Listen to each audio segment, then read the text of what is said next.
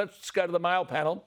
They don't need any introduction. Chris Minns, an outstanding performer for the Labor Party in New South Wales. He's been the member for Cogra since 2015. And the sometimes abrasive David Elliott, who has represented the Baulkham Hills electorate in Western Sydney for the last 12 years. He served in peacekeeping forces in Bougainville and Papua New Guinea. Now, I'll tell you something. In many parts of Australia, people watching this program tell me the Liberal Party are sick because there aren't enough David Elliotts. He sticks to being what a Liberal is and speaks his mind. There are some issues, though, where more than a loud voice is needed. Let's go to both these men. And thank you for your time. The first point I make to you is I think I know a little bit about education. Not only is there a crisis in what's happening in the classroom, there's a crisis in finding a classroom. Now, both you men have children.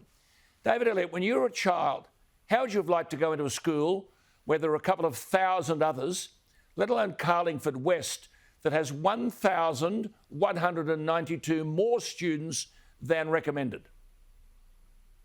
Well, you've picked the right school, Alan. I mean, that's near my home, and the Hills District has got the highest number of school-age kids per capita in the state. And it's a massive, massive issue for me. But I've also got the highest number of non-government school students per state, which is why I'm thrilled the New South Wales government in recent years has put a record investment in. We've got $7 billion being invested over the next 4 years in education. And last calendar year, 50 new schools were either opened or upgraded. Not enough, David. Not enough. It's not enough. I mean, there are people... No, I don't. I mean, it's like... Well, it's like police, Alan. As my old man would say, Dave, and talking in your lingo, build the bloody things. That's what my old man... Chris Minns. See, this is a massive political and bureaucratic failure because from mid-2019, New South Wales, the government set a student population limit for each school based on the number of permanent buildings. And parents can't enrol children in schools out of their immediate catchment areas. So principals have to take on new students who live in the school zone. Chris Minns, is that your policy? No, I think you've hit the nail on the head, Alan, and the Auditor General actually released a report on this last week where she showed that the majority of schools are being built or rebuilt because of government pork barrelling rather than where the population growth is. So you've got a situation where Oran Park Public School is 400 kids over the cap and the Ponds Public School is 20% over the cap. And Gregory Hills, it should have a high school, doesn't have one at all. So you've got a situation, particularly in the southwest and the northwest, where people are moving in, young families are moving into new housing estates, being promised infrastructure, and at the end of the day, their kids are graduating before anything's being built. I agree.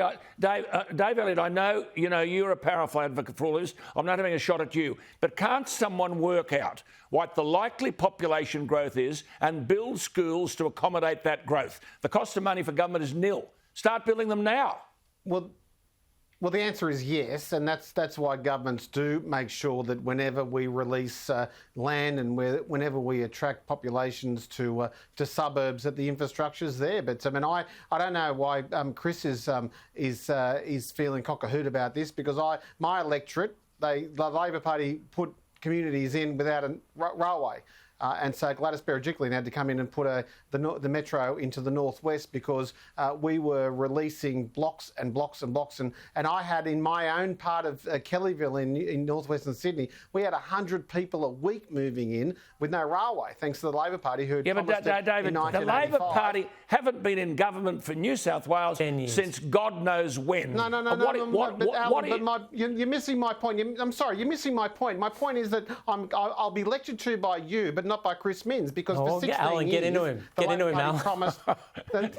Labor Party promised a metro in northwestern Sydney, and we got Alan, can we just forget the politics? Can we just forget the politics? Imagine we're doing in a situation. Terrible... Now, we're in a situation for our viewers, so they understand, where one school has 17 additional demountable classrooms and toilet blocks installed over the summer holidays. Now, Chris Minns, is this education? No, and look, I mean, David's explanation for this is that it's not our fault the person who had the job 10 years ago didn't do enough on trains or something. I mean, No, the Auditor that's not General what I'm saying, released... Chris. Don't Let put me words in finish. my Let me mouth. finish. At the end of the day, the government's not building schools where they need to. They've been found out by the Auditor General. And you've got an absurd situation in Chatswood, for example, where they needed to rebuild the high school. That didn't go ahead. The money was put into a school that didn't require it. Now the poor kids at Chatswood High, Chris, what are you they don't have a demountable classroom. They don't have an oval. And with 1 in 4 kids, 1 in 4 students in New South Wales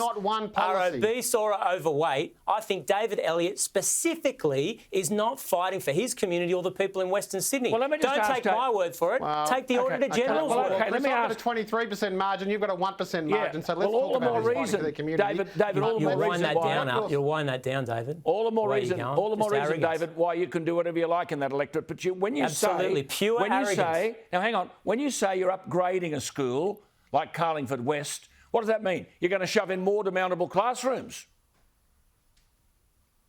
Well, we'll get an immediate response. Of course, you've got to get an immediate response because nobody knows, and Chris might play holier than thou on this one, but nobody knows what families are going to move into what house, into what unit, with how many kids they're going to need to go to the local school. Yes, you do. It's called planning policy.